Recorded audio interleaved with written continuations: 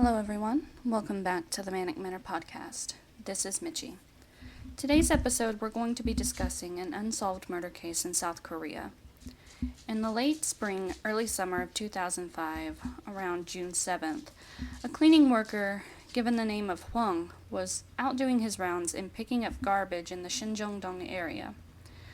One of the garbage areas that this worker was collecting from happened to have a mass that was covered with various rice sacks and bags, and the appearance of what he initially thought was an old mannequin that had been tossed out by a nearby shop. He went to lift up the trash to toss it into the garbage truck, but he noticed how heavy the material was. Normally, mannequins are going to be light enough for a public service worker, like a trash collector, to toss away. However, he was struggling, and his intuition at the time told him that something about this just was not right, and it could be gruesome.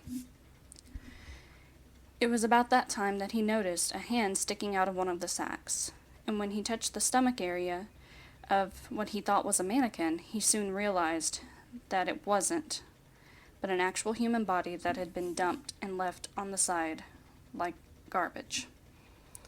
Police arrived on the scene and found the body of a 20-year-old woman, surnamed as Kwon, who lived in the neighborhood that had been hidden with these two huge rice sacks covering her upper half. Her lower half was concealed as well, with her legs being bent to shove her into the bag, and she was contorted in a way that made her look inhuman. Now, something that stuck out was the victim was still clothed, and it was suspicious on whether or not she had actually been assaulted, but her death was ruled as suffocation due to the compression that they found on her neck. But there was still massive amounts of trauma on her lower half. Now, on top of the bruising and scarring that was left on the woman's lower half, she also had excessive amounts of bite marks to her chest, and for a TMI warning, they found menstrual pads stuffed within her body. Upon completing an autopsy, the officials found no trace of DNA despite all of this evidence that would make them think that she could have possibly been assaulted. They traced back the day of Miss Kwon and found that she had gone to the doctor on June 6th because she had been battling a cold, and that was the last anybody had seen of her. Her body would be found a little over a mile away from where she lived in Shinjeong. But unfortunately, there were no leads nor witnesses to the crime. And unfortunately, without any solid leads, the case would go cold. And then around 6 months later, the authorities would get another call that a body was found in the area, similar to how Miss Kwon was found. A restaurant owner had noticed something was odd about the garbage area that he went outside to throw his trash to. Perplexed, he nudged the mass and noted how squishy it felt. Another body had been found only a mile from the location of the first victim's body. Now, this body was dumped in a similar manner as the first victim, Miss Kwon, covered in sacks and plastic bags, and this victim would be identified with the surname E. Her husband had noted that she had gone radio silent, but he only thought that she had gone to visit her parents until she never returned home. And Miss Lee's cause of death would be ruled the same as Miss Kwon, suffocation due to neck compression. The police compared the two cases because of the striking similarities.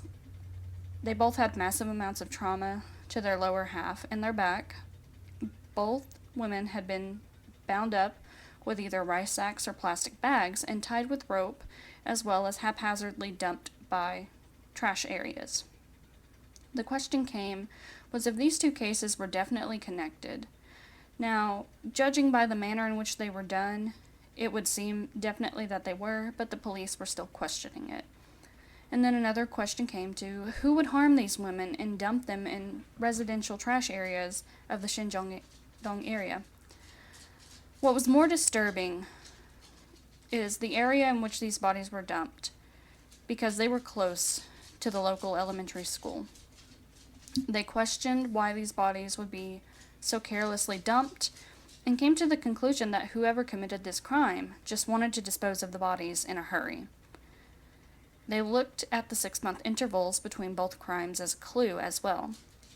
They believed that the killer gained confidence after not being caught the first time and decided to strike again. They also assumed that the killer had to be living nearby because the manner in which the bodies were dumped. They also looked at the knots being tied on to the second victim, and it was depicted that the killer was learning from the first murder and trying harder to cover their tracks. But also, the authorities and specialists who noted these knots tied onto the bodies had to be done by somebody who had a knowledge or a profession related to packing or knot tying. The biggest clue the authorities had, though, was despite the victims being found in different locations, they both were last seen at the Shenzhong station before disappearing, and both happened to be during a holiday time. While doing the investigation, it was discovered that there was a woman who goes by the surname Pak, who had managed to escape a kidnapping attempt in the same exact area of Shenzhong station, and her abduction also happened to fall on a holiday in the area 6 months to the date of the last murder. Now, she came forth stating how she was on her way to visit her boyfriend and was going to be making a stop at Mokdong Station. However, she missed that initial getting off point, which, of course, the next stop led her to Shenzhong Station. As she walked through the station, she mentioned running into a man who told her that if she made a sound or if she screamed, that he would kill her. Now, he came up behind her and was whispering this into her ear, and she knew that he had a weapon, but she couldn't tell exactly what it was because she wasn't able to see it.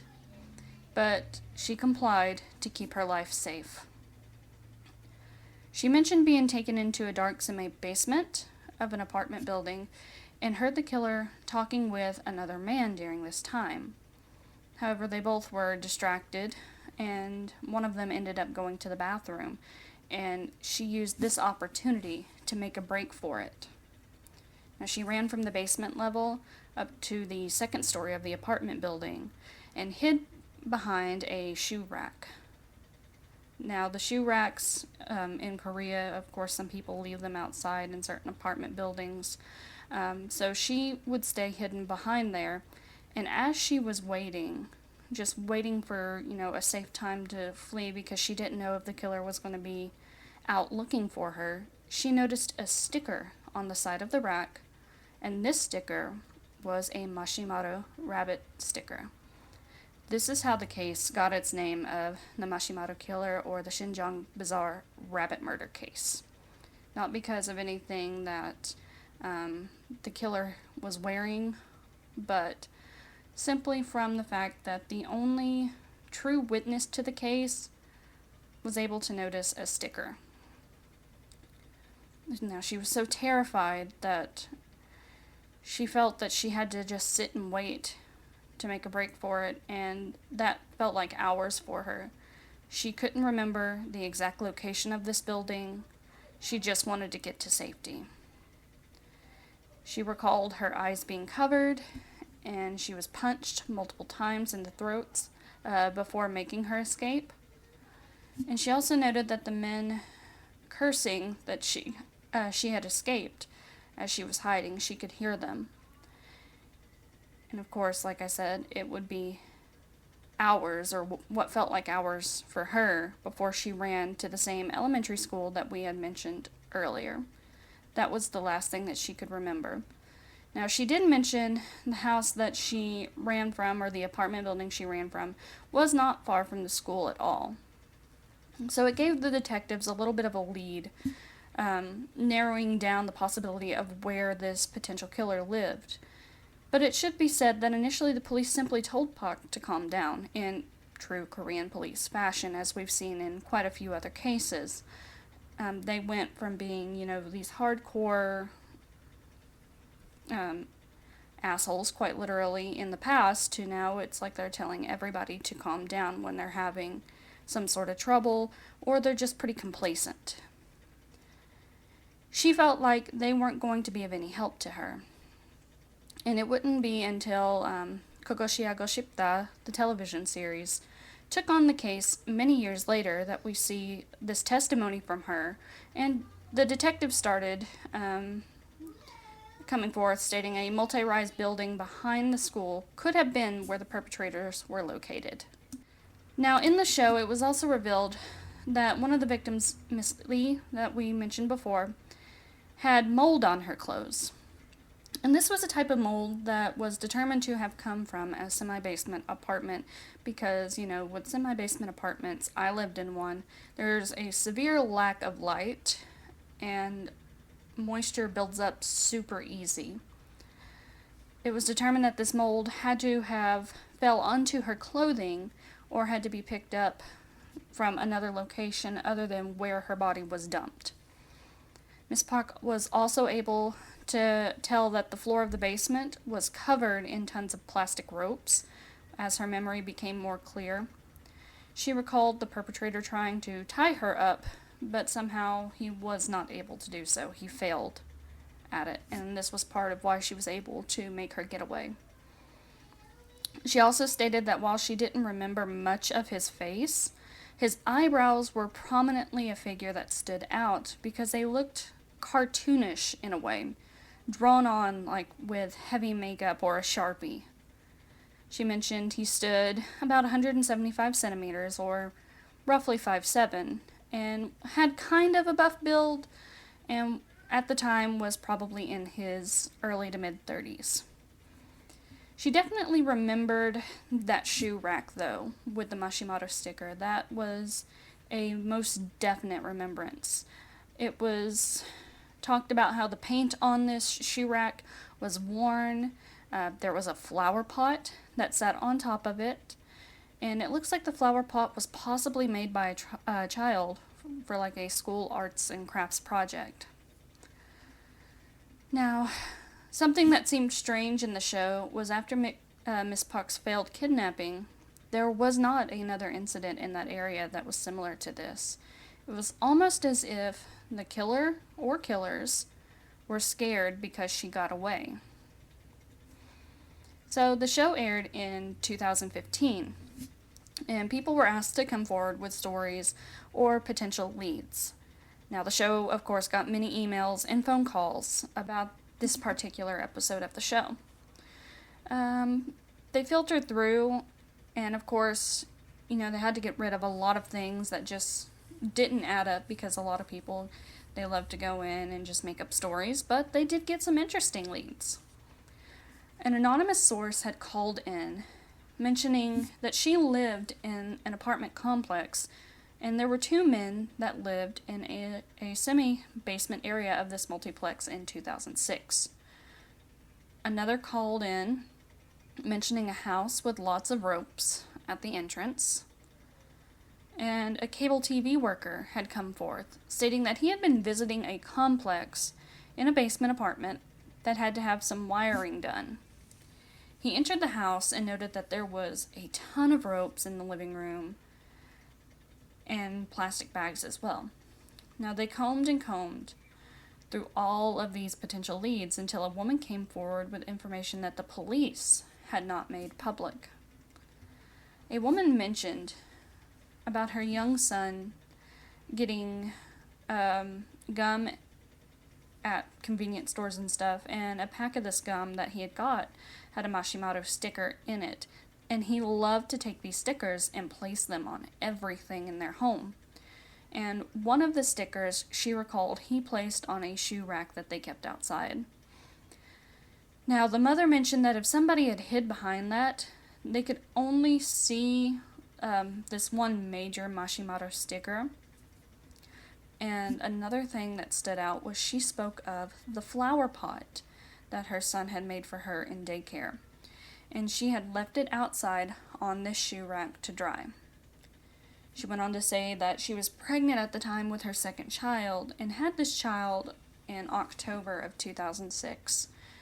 She mentioned a man who lived in the same unit as her moved around the same time that she gave birth in 2006, and said it was this man who was in his 30s and was just paying, monthly rent, and a friend would come and stay with them sometimes.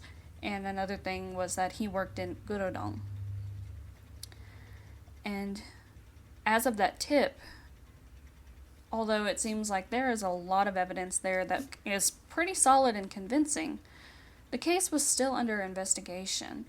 Now, this was an update that was given 4 years ago, and I was never able to locate anything else of a potential lead in this case. Of course, that's not to say that there aren't new leads that haven't been found as of this recording, but from what I was able to discover, the case was still technically under investigation. So far, other than that current lead of being investigated, the police had been tipped off that there were 2 men who had been working in Busan that were convicted of sexually assaulting a woman. One man had been paroled about 2018, while the other had been released in 2020. Now, they interviewed one of these men, and when they did an interview, and I'm assuming it's at their home, they saw ropes all over the floor, but it isn't stated if they necessarily pursued this lead at all. The show's crew found this man as well, and asked about the signature look of, a killer with the dark, cartoonish, Sharpie-like eyebrows. And the man simply stated he hated makeup. He wouldn't do that to his eyebrows. So far, the most recent thing that I've seen was February 27th of 2022, when someone in the investigation noted that they were re-examining all of the clues and leads that had come forth. Some reports have come out of people stating they've seen a man that resembles the composite sketch that had come out around downtown Seoul apartment buildings. Some mentioned strange behavior from this man, like he would get into elevators, but he would never press buttons. Some have gone on to neighbor cafes to state maybe it's a tactic to catch women in vulnerable positions so they can commit another crime or stalk a victim. But they've all been rumors so far. It's all speculation. The killer has yet to be officially named or caught, but people are still online talking about how there is a suspicious man, whether he be in this area or another. A popular rumor was around Gyeonggi-do, who was acting strangely, like pressing on doorbells or, of course, like I said before, getting onto these elevators and not hitting a single button. Now, officials did state to proceed with caution and check intercoms before opening doors. Of course, just your typical safety protocols for people living in the area to avoid, being a victim of crime, but it's just common sense safety. Now, it was stated that the Seoul Yangcheon police station has jurisdiction over the case, so any tips can be reported to them if they notice anybody that resembles this potential killer, so they can try to catch them. And I will include that number in my description. But that is the case of the Mashimaro Killer.